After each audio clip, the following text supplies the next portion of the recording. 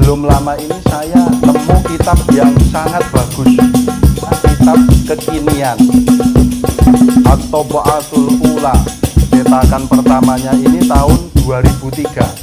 Pencetaknya itu Pustaka Darul Ilmi wa Dakwah Al-Jumhuriyah Al-Yamaniyah, Republik Yaman.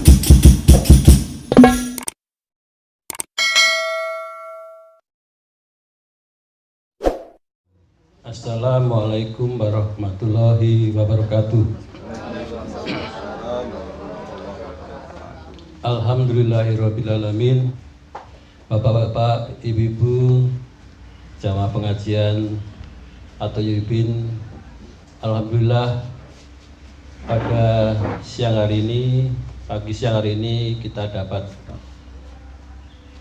bertemu bersama dalam acara pengajian rutin jamaah atau Yubin yang pada kali ini sebagai Saiful Bait Bapak Haji Suwanto.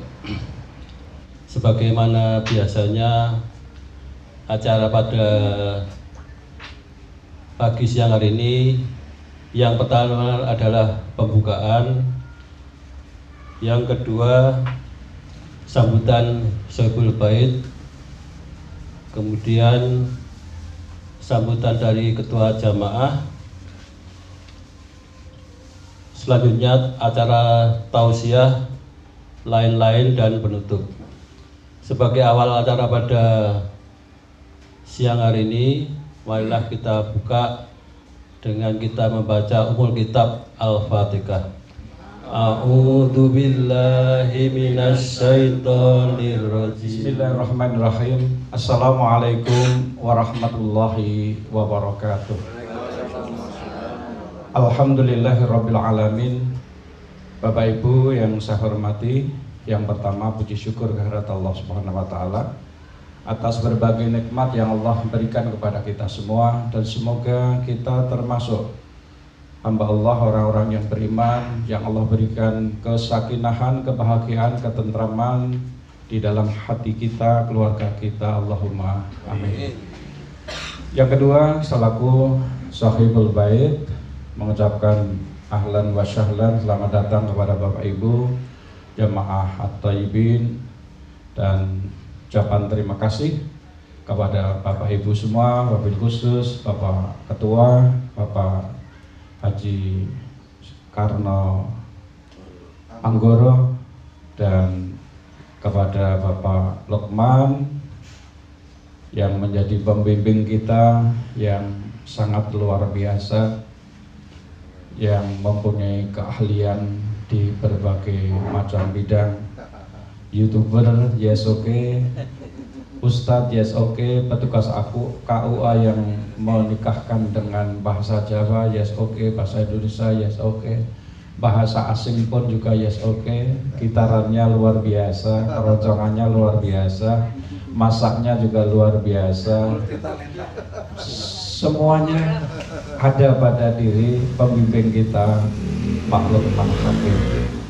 Dan saya mengakui luar biasa ketika membimbing bagaimana yang memperjuangkan kita semua, dan harus berdiskusi panjang dengan petugas dan yang akhirnya mereka bersedia mengikuti apa yang menjadi rencana kita.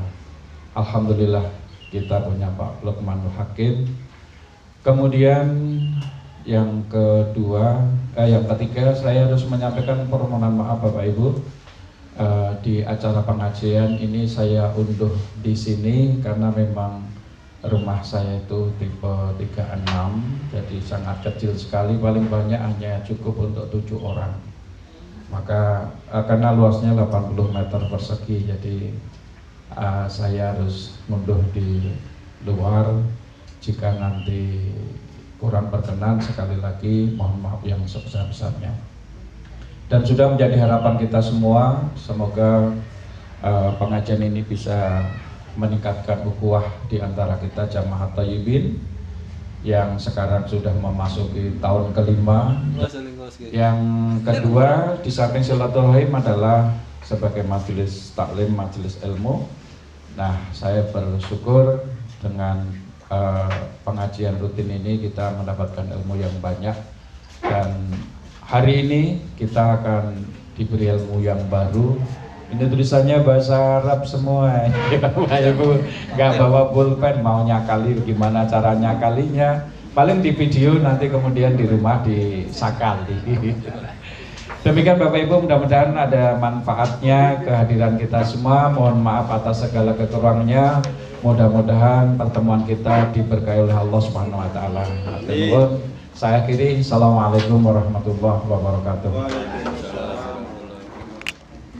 Assalamualaikum warahmatullahi wabarakatuh. Alhamdulillahirabbil alamin, wassalatu wassalamu ala asyrofil anbiya'i wal mursalin wa ala alihi washabihi ajmain, amma ba'du. Puji syukur marilah kita panjatkan kehadirat Allah Subhanahu wa taala atas karunia nikmat berupa kesehatan, kesempatan, kelonggaran, sehingga pada pagi hari ini kita dapat berkumpul di rumah makan ikan bakar Sintren dalam keadaan sehat, tidak kurang suatu apa. Yang terhormat Pak Haji Lukman Hakim, Ustadz kita, yang terhormat Pak Haji Suwanto selaku Syekhul Bait, Bapak Ibu jamaah at-thayyibin yang dimuliakan Allah SWT. Alhamdulillahirabbil alamin, hari ini kita masih dipertemukan di tempat ini dalam keadaan sehat. Bisa ketemu, bisa bion-bion nggih Bu, waginem nggih. Nggih, kula pun kangen nih. Nah, mboten kula biyone mboten anu. Katanya sehat itu kalau tersenyum pagi-pagi tersenyum. Dan nggih. Bapak Ibu sekalian, tadi sudah diingatkan Pak Wanto, 5 tahun kita berlalu. Kayak tahun ini ku nembe wingi kita niku nganu selonjor di Mina gitu. Terus di mabit di Musdalifah gitu nggih. Ternyata sudah 5 tahun. Coba kita besok pertemuan yang akan datang di tanggal 11 September insya Allah di tempatnya Pak Haji Dumono, kita pakai baju nih Haji. Nggih. Alhamdulillah, bagi saya sendiri Bapak Ibu, pengajian seperti ini mengingatkan kalau kita ini haji. Saya kadang-kadang lupa, gitu. Karena nggak pernah ada orang menyebut Pak Haji, ya, nggak pernah. Maka kami secara pribadi diingatkan kalau kita kumpulan seperti ini adalah ternyata alhamdulillah kita sudah berangkat haji. Nggih. Tadi udah gerenengan, nonton sing gerenengan Pak Mudakto. Wah, nek dadi sekretaris mboten nate iso izin. Nah, apa meneh ketuane, apa meneh bendarane. Ngoten niku. Tapi alhamdulillah kita selalu diberikan kesehatan Pak Dumono, Pak Mudakto gitu nggih. Sehingga kita bisa hadir. Yang lain wonten kepentingan napa-napa, kita pokoknya kepentingannya pokoknya nek minggu napa niki? Minggu kliwon ini. Minggu kliwon pokoknya acara-acara minggu kliwon ditiadakan. Wah, khusus ketua, wakil ketua, sekretaris bendara, Pak Ustadznya. Nah, dan itu izin. Ya alhamdulillah, sing di rumah kadang mundur saged gitu. Ngoten nggih. Jadi hari ini kita seneng-seneng mawon. Ngoten nggih. Sekali lagi alhamdulillah kita masih bisa ketemu dan bisa senyum-senyum bareng. Ngoten nggih. Kita nikmati, kita ikuti pengajian hari ini. Ini tentang fikih kata Pak Lukman. Ngoten nggih. Dan niki kula mboten iso maca Arabe. Mergone wonten sandangane kalih mboten. Gitu, tidak semuanya bersandangan. Nggih Pak Lukman nggih. Berarti kula Arab gundul Pak. Kudu wonten sing gundul, wonten sing wonten sandangane ya, wonten niku. Wonten sandangane nek maca blekak-blekuk napa melih nganu. Gundul. Ngoten nggih, mudah-mudahan kita diberikan pemahaman yang terbaik. Kurang lebihnya mohon dimaafkan. Akhirul kalam. Assalamualaikum warahmatullahi wabarakatuh. Assalamualaikum warahmatullahi wabarakatuh.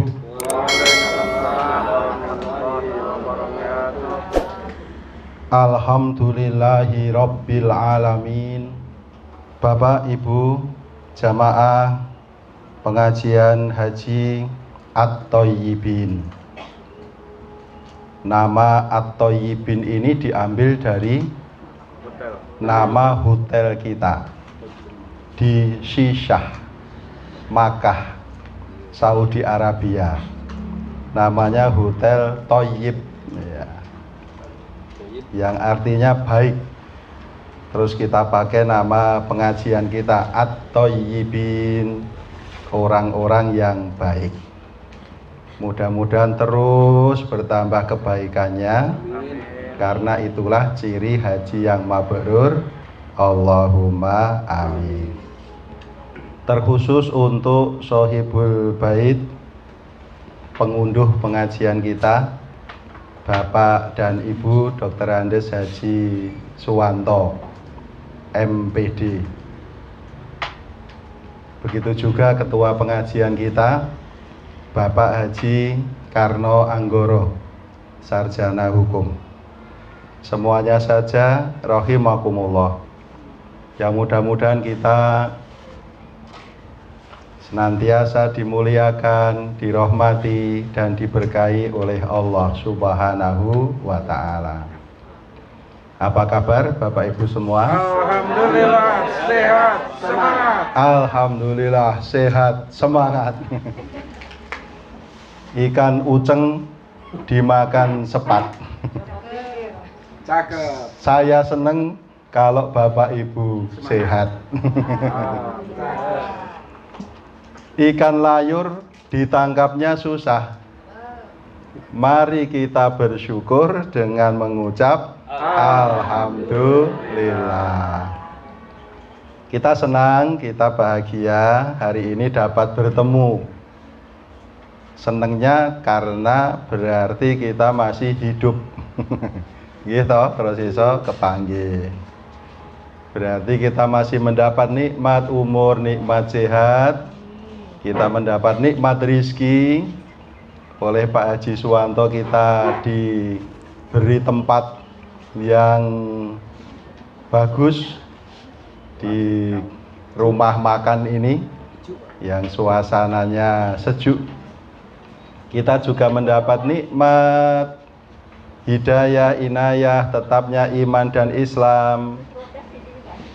Masih ringan hati kita untuk menjalin silaturahim yang sudah kita jalin sebelum ke tanah suci, selama di tanah suci, dan kita teruskan sepulang dari tanah suci sampai mati. Niki oleh kula matur sampai mati ben ketemu guru lagune. Jadi nek pantune ora kudune iya ngoten to nggih. Ya, kita teruskan sampai mati. Mudah-mudahan kita menjadi saudara dunia akhirat. Amin. Karena di surga nanti kita bisa dikumpulkan dengan keluarga dan kawan-kawan kita. Nggih. Jeng diabsen nggih Pak Dagdo. Nggih. Sing wis ning swarga sapa? Lagi Pak Lukman di kok ra ono iki. Wah, lah kaya to. Ning kono nggih. Bapak Ibu yang dirahmati Allah, saya sebenarnya punya PR karena Pak Ketua punya request. Pak Lukman nanti sekali-kali diberi materi yang praktis-praktis, semacam doa-doa yang praktis atau tata cara kultum, pidato dan sambutan gitu. Misalnya kalau pembukaan pidato itu bagaimana ya, Alhamdulillahirabbil alamin dan sebagainya.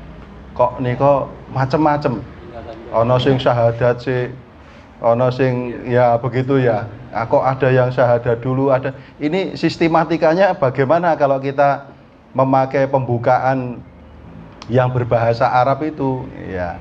Itu beliau pernah punya request begitu. Tetapi belum lama ini saya nemu Bapak Ibu, nemu kitab yang sangat bagus ya, yang Bapak Ibu sudah saya beri fotokopiannya.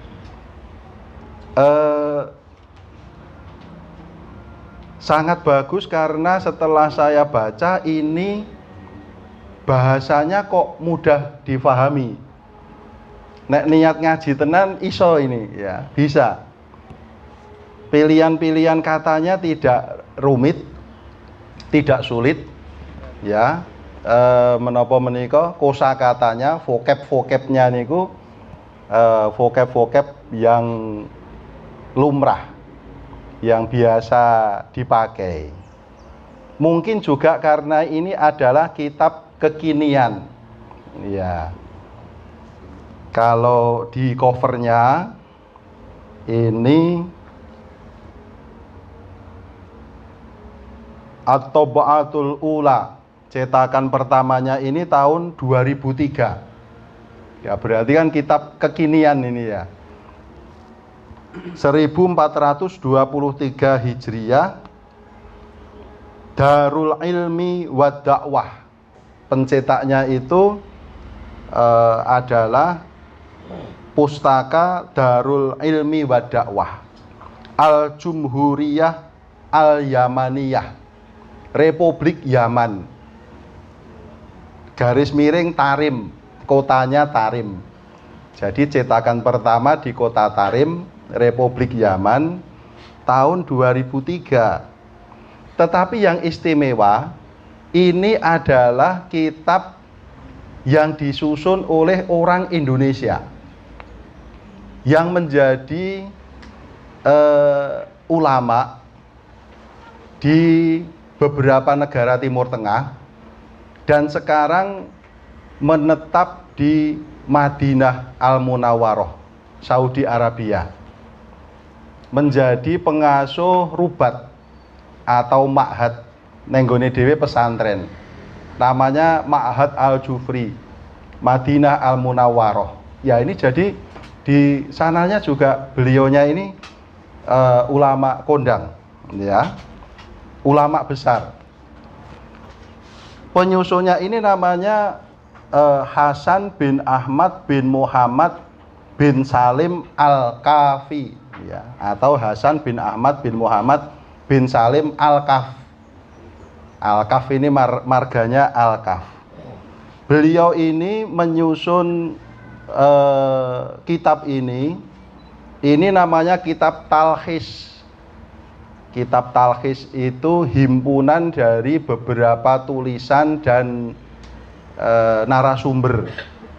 Talkhis li ahammi masailil abwabil fiqhiyah, ya, di dalam beberapa masalah fikih, bi uslubil mubasyati, dengan redaksi yang mudah, wa hadisin mustafadun min kutubil ulama isyafi'iyah wa min durusil allamatil faqihil muhakkik. Jadi ini kumpulan dari beberapa tulisan ulama Syafi'iyah dan terutama guru beliau ya, guru beliau yang al-alamah. Orang Arab kalau bilang orang itu alim sekali, al-alamah, yaitu Syekh Zain bin Ibrahim bin Zain bin Sumaid. Nah, ini gurunya Imam Hasan bin Ahmad itu Syekh Zain bin Ibrahim bin Zain bin Sumaid. Nah, kemudian Syekh Zain ini yang memberi nama kitab ini, namanya At-Taqriratus Sadidah, penjelasan-penjelasan yang tepat, fil masailil mufidah, di dalam beberapa masalah ya terkait dengan umat Islam. Kitab ini terdiri dari beberapa bagian. bab 1 tentang toharoh, ya, seperti umumnya kitab fikih juga bab 1 itu toharoh. Kemudian bab 2 sholat. Kemudian ada bab janais, tata cara merawat jenazah. Ada bab puasa, ada bab zakat, ada bab haji. Tetapi yang saya ambil dan sempat saya baca beberapa halaman baru yang bab sholat saja. Ini segini ini cuman bab sholat saja Bapak Ibu, ya. Segini bab sholat saja. Jadi kalau kita selesaikan di pengajian kita yang selapanan ini mungkin 3 tahun, 5 tahun mungkin baru selesai, ya. Ya, rencana saya nanti siapapun yang berminat ini nanti akan saya kaji bersama-sama. Syukur yang punya majelis mingguan gitu. Nah, ini kita khusus bab sholat saja. Ini makanya saya sempatkan ini dulu saja yang saya kenalkan kepada Bapak Ibu. Nanti masalah-masalah yang tadi menjadi requestnya Pak Ketua, insya Allah lain waktu akan kita agendakan. Bapak Ibu yang dirahmati Allah, mari kita simak apa yang ada di hadapan Bapak Ibu semua. Dibaca satu-satu, pengantarnya bahasa Indonesia. Kalau saya belajar kitab itu dengan bahasa Jawa dari simbah saya dulu, ya. Saya langsung diasuh oleh simbah saya, dan simbah saya itu telaten sekali. Ketika itu tahun 80-an kan, ya fotokopian juga ya susah nyarinya, walaupun ya ada. Simbah itu telaten nulis ke. Kalau saya sudah ganti kitab gitu, mengko njaluk bapakmu buku tulis anyar kayak aku. Terus dituliskan sama simbah itu. Wah, masya Allah, beliau kok telaten sekali nulis kitab itu lembar demi lembar, terus tiap sore diajarkan ke saya. Kadang-kadang dilagokke. Sehingga saya masih ingat betul, ya, sampai sekarang itu karena metodenya dilakukan itu ingat. Yaqulu roji rahmatal ghafuri dauman Sulaimanu huwal jamzuri. Gitu ngajarnya. Ayo ikuti, ya. Saya ngikuti. Nek wis terus diterjemahke. Yaqulu ngendika sapa roji wong kang akeh pengarepe rahmatal ghafuri ing rahmate zat kang akeh pangapurane dan seterusnya. Itu, tapi sekarang saya dengan beberapa orang, beberapa jamaah dan khususnya anak-anak, mereka lebih familiar dengan bahasa Indonesia. Baca kitabnya juga dengan bahasa Indonesia. Walaupun bahasa Jawa itu ada keunggulan. Ya. Keunggulannya karena bahasa Jawa itu jangan-jangan ya metode. Misalnya ketika menerjemahkan maf'ul bih. Yeah, maf'ul bih itu objek, ya, dalam susunan kalimat itu. Itu misalnya itu basa Jawa itu nganggo ing. Ya. Al masjida, ing masjid. Nah, ketika pakai ing ini, oh ini pasti objek, ya. Ini pasti maf'ul bih. Berarti objeknya masjid, ya, begitu ya. Begitu. Nah, itu adalah metode di dalam bahasa Jawa itu memang ada keunggulan untuk membaca kitab. Mari kita simak apa yang ada di hadapan kita. Kitabus sholati, kitab sholat. Jadi yang kita baca ini kitab sholat. Nanti ada kitabuz zakati, kitabus syaumi, ya, kitab zakat, kitab puasa. Nah, ini kitab sholat. Ta'rifus sholati, definisi sholat. Lughatan, secara bahasa. Ad-du'a'u, yaitu doa.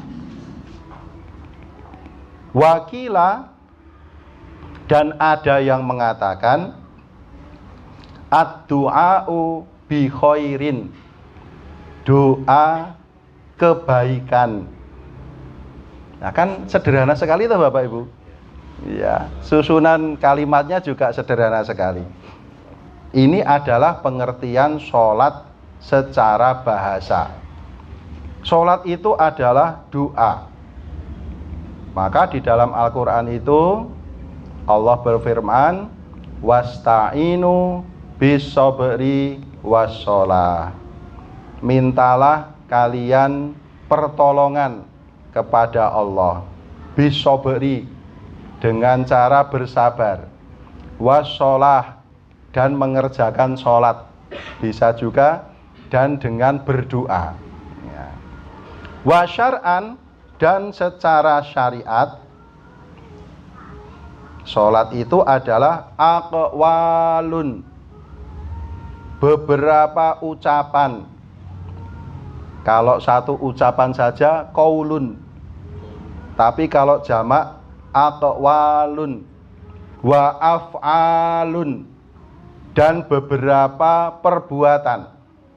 Kalau satu perbuatan saja wa fi'lun, tapi sholat itu wa af'alun, dan beberapa perbuatan. Muftatihatun, yang diawali, bit takbiri, dengan takbir, wa muhtatimmatun, dan diakhiri, bit taslimi, dengan salam, ghaliban, secara umum. Nah, ini kalau tata bahasa Arab memang kadang-kadang kata keterangan di belakang, ghaliban, secara umum. Kalau bahasa Indonesia secara umum sholat itu adalah, kan begitu. Kalau bahasa Arab ini ditempatkan di belakang seperti ini. Ya, masing-masing bahasa punya gaya sendiri-sendiri. Bahasa Inggris juga punya gaya sendiri-sendiri. Jadi pengertian sholat secara syariat itu adalah ucapan, perbuatan yang diawali dengan takbir dan diakhiri dengan salam. Ya, secara umum begitu. Jadi sholat itu diawali dengan takbir dan diakhiri dengan salam. Secara umum begitu. Tetapi ada di bawahnya itu quyudu ta'rifi, pembatasan definisi. Definisinya sholat kan tadi beberapa ucapan, beberapa perbuatan yang diawali dengan takbir, diakhiri dengan salam. Secara umum begitu. Tetapi ada pembatasan definisi, qauluhu ghaliban. Qauluhu itu ungkapan, ghaliban secara umum, kharaja bihi,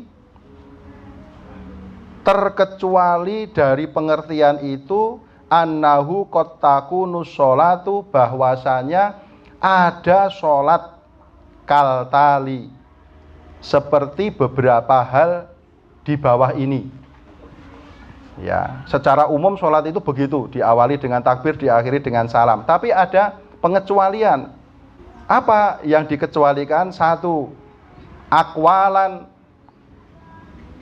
ucapan-ucapan, la af'alan, tetapi bukan perbuatan-perbuatan. Jadi hanya ucapan saja, tidak ada beberapa perbuatan atau gerakan seperti umumnya sholat. Ini pengecualian, tapi namanya juga sholat. Apa itu? Ka sholatil janazati, seperti sholat jenazah. Sholat jenazah itu kan nggak pakai ruku, nggak pakai sujud ya. Malah kan ada juga yang cuma ngadeng gejejer gitu, tuh Bapak Ibu. Jenengan waktu di Masjidil Haram atau Masjid Nabawi menangi nggak orang ikut sholat jenazah ngadeng gejejer? Takbir juga enggak, salam juga enggak. Ning dhek ngadeg. Karena ada pendapat yang mengatakan begitu, ya. Kalau di kita ada takbirnya. Terus ada takbir yang di sela-sela bacaan. Nah, ini pengecualiannya tadi ada yang ucapan saja tanpa ada perbuatan, ka sholatil janazati, seperti sholat jenazah. Wa sholatil marbuti, dan sholatnya orang yang terikat. Ya, terikat, ya pengertiannya luas. Ya, misalnya dalam keadaan bencana dia tertimpa material bangunan, nggak bisa gerak apa-apa. Ya, ini dia juga bisa melakukan sholat. Tidak ada gerakan, tapi hanya ucapan. Wal maridhi, dan sholatnya orang yang sakit. Alladzi yujri, yang hanya bisa melakukan arkanas sholati, rukun-rukunnya sholat, ala qalbihi, di dalam hatinya. Nah, ini juga sholat. Walaupun cuma diem aja, loh jebol sholat. Karena apa? Dia orang yang sakit. Ya, nggak bisa melakukan gerakan seperti pengertian sholat pada umumnya tadi. Ini kan yang nggak umum. Tadi kan yang ghaliban secara umum. Ini yang pembatasan definisi secara khusus. Ada orang yang sholat tetapi hanya ucapan, tidak ada gerakan karena beberapa kondisi tertentu tadi. Satu. Yang kedua, af'alan, hanya perbuatan. La akwalan, tidak ada ucapan-ucapan. Kasolatil ahrisi, seperti sholatnya orang yang bisu. Ya, orang yang bisu, dia tidak bisa mengucapkan secara verbal, tapi dia sholat dan mengikuti gerakan-gerakan. Yang ketiga, la af'alan wala akwalan, tidak ada gerakan-gerakan, tidak ada perbuatan, dan tidak ada ucapan-ucapan. Kasolatil ahrisi, seperti sholatnya orang yang bisu, al marbuti, yang diikat. Nah, 3 pengecualian tadi juga disebut sholat, tetapi dalam pengertian yang tidak umum. Tetapi sholat seperti itu diperbolehkan secara syariat. Berikutnya, fadlus sholati. Jenengan kan sering dengar fadilah ya. Fadilah itu keutamaan. Nah, ini asal katanya dari ini, fadlus sholati, keutamaan sholat. Hiya, adapun sholat, nek nganggo basa Jawa, hiya, utawi sholat. Ar-ruknu, yaitu rukun. Atsani, yang kedua. Min arkanil islami, dari beberapa rukun Islam. Kita mengenal istilah rukun itu ada beberapa ya Bapak Ibu. Rukun Jawa niku ora padu ya. Akur ini rukun ya. Rukun tetangga, rukun warga, dadi RT RW. Wae nek rukun ngene dhewe artine kompak ngaten ya. Kompak, tidak berselisih. Itu rukun. Tapi jenengan di Arab juga kenal rukun. Rukun Hajar Aswad.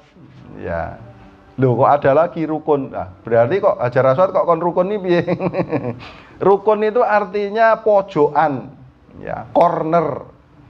Jadi rukun Hajar Aswad itu Hajar Aswad corner, pojokan Hajar Aswad, karena di sudut Ka'bah itu ada Hajar Aswad. Sudutnya Ka'bah kan ada 4. Itu rukun semua. Ya, rukun Yamani, nah, rukun Hajar Aswad, rukun Iraqi, rukun Syami. Kok disebut rukun Yamani? Karena pojokan itu kalau ditarik garis lurus, dia akan sampai ke negara Yaman. Rukun Iraqi, karena kalau ditarik lurus akan sampai ke negara Irak. Rukun Syami, karena kalau ditarik garis lurus akan sampai ke negara Syam, Suriah, ya. Lah, rukun yang ini rukun apa? Rukun yang ini adalah unsur. Ya, unsur yang harus ada. Jadi rukun Islam itu unsur yang harus ada kalau kita itu mengaku Islam. Nah gitu, jadi ada 3 pengertian rukun. Sing siji rukun Jawa, sing loro rukun Arab. Lah rukun Arab ini tadi, yang rukun Islam itu adalah unsur yang harus ada kalau kita ngaku Islam. Orang yang ngaku Islam itu harus terpenuhi unsur apa saja? Siji, kudu gelem syahadat. 2, harus mau sholat. 3, harus mau puasa Ramadan. 3, harus mau zakat apabila mampu. 5, harus mau haji apabila mampu. Nek ngaku Islam kudu nglakoni 5 perkara menika. Karena ini adalah rukun unsurnya agama Islam. Jadi sholat itu adalah rukun yang kedua dari rukun-rukun Islam. Jadi bab pokok ini bukan bab sampingan, tetapi ini adalah ibadah utama. Wahia amududdin, dan sholat itu amududdini, tiangnya agama. Wa fadluha, adapun keutamaan sholat itu azimun, besar.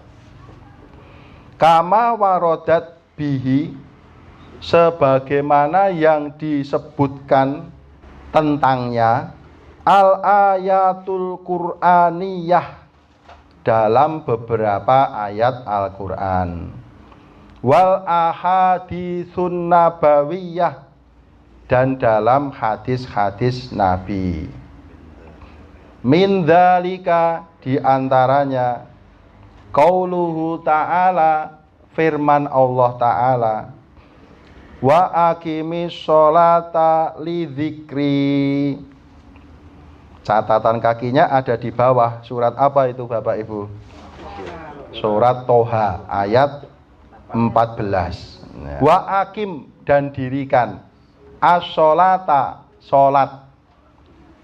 Niki nek nganggo basa Jawa sing kula aturke wau, ing sholat. Ini berarti maf'ul bih, objek ya. Wa aqim, ini fi'il amar, kata kerja perintah.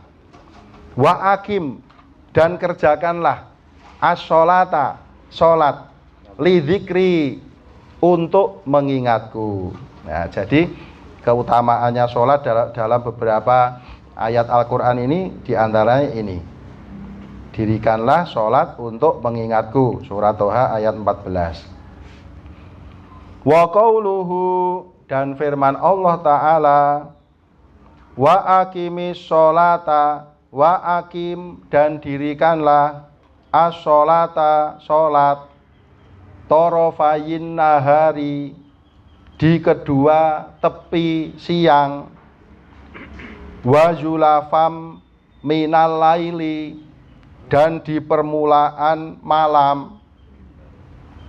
Innal hasanati, sesungguhnya kebaikan-kebaikan itu yudhibna, menghapus as-sayyiati, keburukan-keburukan. Jadi kebaikan-kebaikan kita itu menghapus keburukan-keburukan Bapak Ibu. Hadirnya panjenengan di sini ini menghapus dosa panjenengan saestu. Sebab kita ini kan barang sae to nggih. Ya kebaikan kan ini, silaturahim kan ini, ngaji toh ini. Nah, berarti jenengan selama di majelis ini menghapus dosa-dosa yang ada pada diri kita. Saestu menika. Ya, kita hanya menukil dari Al-Qur'an yang kita baca dari kitab ini. Zalika, yang seperti itu, dzikra, peringatan, lidzakirina, ya, bagi orang-orang yang ingat. Ini terdapat pada surat Hud ayat 114.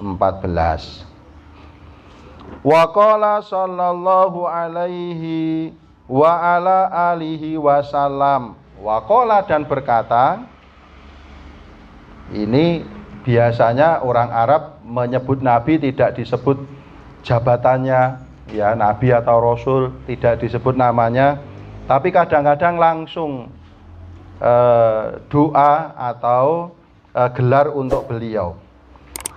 Dan berkata Nabi sallallahu alaihi wa ala alihi wasallam, innal abda, sesungguhnya seorang hamba, idza qoma, ketika dia berdiri, fi sholati, di dalam sholat, futihat, dibukakan, lahu, baginya, al jinanu, surga-surga. Nah, jadi ketika panjenengan berdiri untuk sholat itu sudah dibuka surga-surga itu. Neng kita nggak tahu, tapi surga itu sudah dibuka. Wa kushifa, dan disingkapkan, lahu, baginya, al hijabu, hijab. Hijab menika menapa? Pembatas. Bainahu, antara dirinya orang yang sholat tadi, wa baina rabbihi, dan antara Tuhannya. Nah, jadi kata Rasulullah, ketika kita sholat, surga dibuka untuk kita, kemudian disingkapkan atau dibuka juga hijab tabir, penutup pembatas antara kita dan Allah. Wastakbalathu, dan menghadap kepadanya al-hurul ini, penduduk surga yang matanya berseri-seri. Ini terjemahannya begitu, supaya tidak bias gender ya. Jadi semua yang sholat, baik laki-laki maupun perempuan, itu akan mendapatkan sambutan dari penghuni surga yang matanya atau wajahnya berseri-seri, bisa laki-laki atau perempuan, karena penduduk surga dan pelayan-pelayan di surga itu ada yang laki-laki, ada yang perempuan. Malam yamtahid, selagi dia tidak beringus, waya tanah, dan tidak berdahak. Nah ini ya, ini baru dengar toh. Jadi nek sholat baiknya ora sentrap-sentrup dan tidak huwak-huwek ya. Sholat khok itu enggak afdol, itu enggak afdol. Sentrap-sentrup juga enggak afdol. Lah nek fulutenan pripun Pak Lupan? Nggih pun menika berarti menapa menika quyudu ta'rifi tadi ya, pembatasan istilahnya atau pembatasan keutamaan. Kalau memang baru sakit ya enggak apa-apa. Cuman idealnya sholat itu kita tidak ada bunyi-bunyi yang lain. Ya, bunyi ingus ya, bunyi sentrap-sentrup atau bunyi batuk ya. Apa meneh nganti berdahak nganti gitu. Ya itu ya kiwa tengene ya risi nggih. Ora mung risi ning wedi ya. Wah iki gek positif iki nggih nek zaman saiki. Nah, berarti bersin tidak termasuk dalam yang disebutkan dalam hadis ini. Nah, ini jadi sholat itu juga perlu sehat. Jadi orang Islam itu perlu menjaga kesehatan. Nah, ada lagi, wa inna fis sholati la syifaan, sesungguhnya di dalam sholat itu ada obat. Kalau yang tadi Bapak Ibu yang barusan yang disampaikan oleh Rasulullah tadi, catatan kakinya akhrajahu at-Tabrani fi al-Kabir. Yang mengeluarkan hadis ini adalah Imam at-Tabrani di dalam kitabnya yang namanya Al-Kabir. Terus inna fis sholati la syifaan, di dalam sholat itu sungguh ada obat. Catatan kakinya akhrajahu Ahmad fi musnadihi. Yang mengeluarkan adalah Imam Ahmad di dalam musnad beliau. Ya, musnad itu kitab himpunan hadis. Ya, jadi inna fis sholati la syifaan ini hadisnya Imam Ahmad. Kemudian ada lagi, ju'ilat qurratu aini fis sholati. Sabda Rasulullah sallallahu alaihi wasallam, dijadikan hiburanku itu fis sholati, di dalam sholat. Akhrajahu Ahmad, catatan kakinya hadis ini dikeluarkan oleh Imam Ahmad. Ada juga Wan Nasai dan Imam Nasai. Ya, jadi di dalam kitab ini juga disebutkan catatan kakinya. Ini hadis dari siapa juga disebutkan. Jadi Nabi itu ketika sholat beliau itu merasa mendapat hiburan. Nah, ini dadi awake dhewe ya kudu nyontoh. Ketika sholat itu bukan beban bagi kita. Sholat itu sama sekali bukan beban. Kalau kita mencontoh Rasulullah Shallallahu Alaihi Wasallam, tetapi beliau memandang sholat itu sebagai hiburan. Wah, aku ki sak rileks-rilekse waktu ki ya pas sholat. Kan kita harusnya juga mencapai level itu toh Bapak Ibu. Aku ki sak happy-happy ku ki anggere pas sholat. Aku ki sak lega-lega ku ki yen pas sholat. Aku ki jan santai tenan, seneng tenan ki yen pas sholat ngoten nggih. Nah, ngoten nggih harusnya.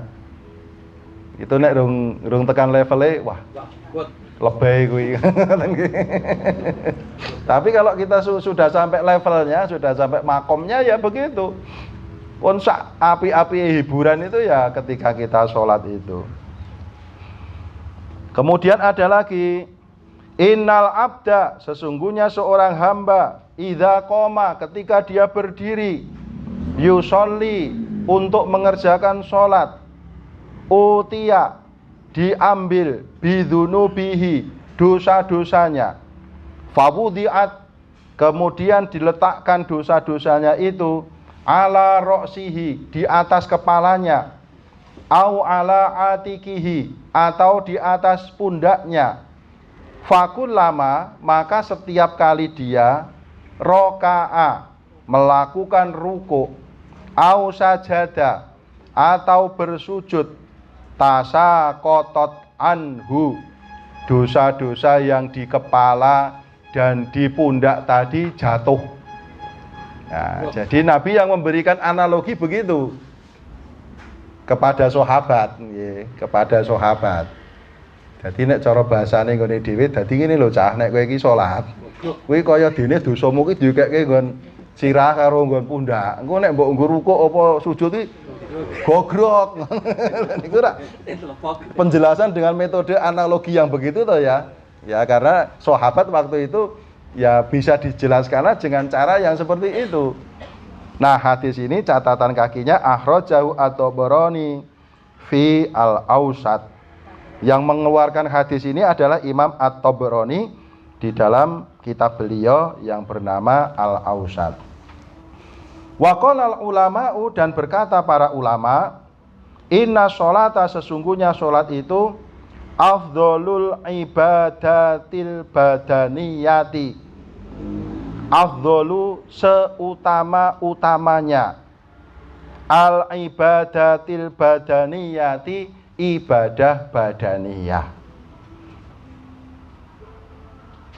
Fa fardhuha afdholu, fa fardhuha, adapun wajibnya, afdholu sangat utama.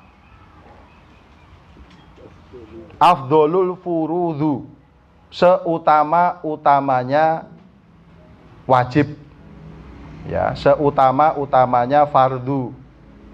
Wa nafluha, sunah-sunahnya, sholat kan ada yang sunah juga. Afdholun nawafili, seutama-utama sholat sunnah. Jadi sholat itu adalah seutama-utamanya ibadah badaniyah. Sholat wajib itu seutama-utamanya ibadah wajib. Sholat sunat itu seutama-utamanya ibadah sunnah. Begitu Bapak Ibu, dua halaman yang kita selesaikan pada kesempatan siang hari ini. Masih banyak ya, bab sholat itu segini sendiri. Selanjutnya babu auqatis sholati, bab tentang waktu-waktu sholat. Nah, ini yang menjadi bahasan kita pada siang hari ini. Bapak Ibu, saya kenalkan dengan kitab At-Taqriratus Sadidah. Ya, monggo silahkan cerna ini kalau kita ngaji ini ya sudah pasti materinya sholat langsung dari sumbernya, ayat Qur'annya ada catatannya di surat berapa, ayat berapa, hadisnya ada sumbernya, hadis diambil dari mana, sehingga kata Pak Wanto kita malah fokus ya. Tapi selanjutnya nanti monggo tema kita mau tema apa dipersilahkan kepada Bapak Ibu. Kan kita yang penting silaturahimnya ini. Kalau bab ngilmune jenengan kan tidak mendapat seberapa. Hari ini saja kan mau ngintuk 2 lembar toh. Iya. Cuman dapat 2 lembar.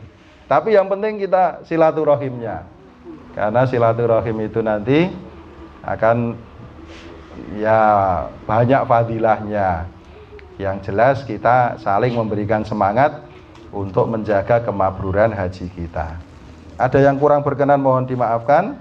Alhamdulillahirabbil alamin. Wassalamualaikum warahmatullahi wabarakatuh. Kasih aplaus untuk Pak Ustaz.